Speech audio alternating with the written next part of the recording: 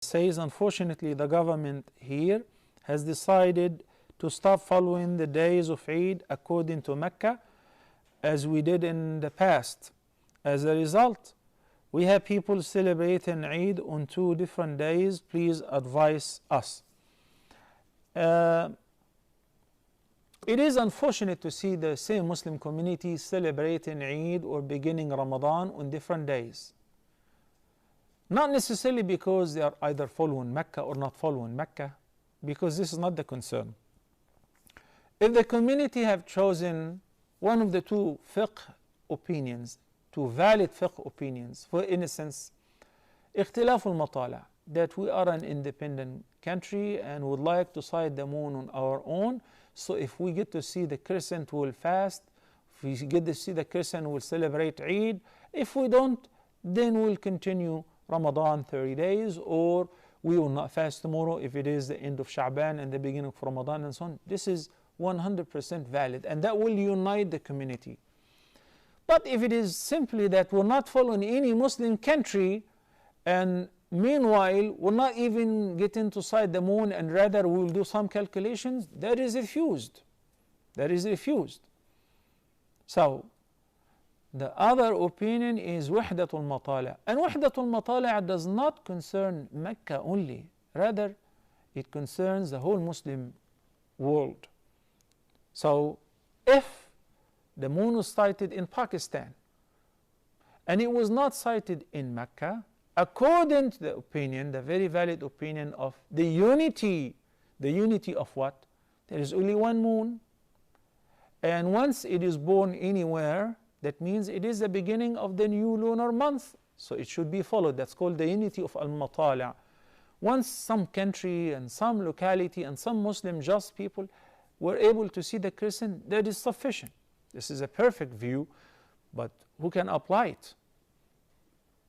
No country actually adopts this view, which means if the crescent is seen anywhere by Muslims, then that's it. That's a sufficient confirmation of the beginning of the month. Not only according to Mecca, but rather the people in Mecca, the people in Medina, if they could not see it because it was foggy, and while the people in Egypt, in Sudan, in Pakistan, in India were capable to sight the crescent, then according to Wahdat al-Matala', all of us should fast. It is sufficient because it has been witnessed. But no one is actually following this. Okay? So if in your society in Gambia there is the Muslim Association or the Ministry of Awqaf or those who are in charge of handling the Muslims' affairs, and they do their job of investigating the moon and they are trustworthy people, then you should follow them. No problem. Whether they follow Mecca or they do not follow Mecca, it should be sufficient as long as they're trustworthy people. Okay, that is the bottom line.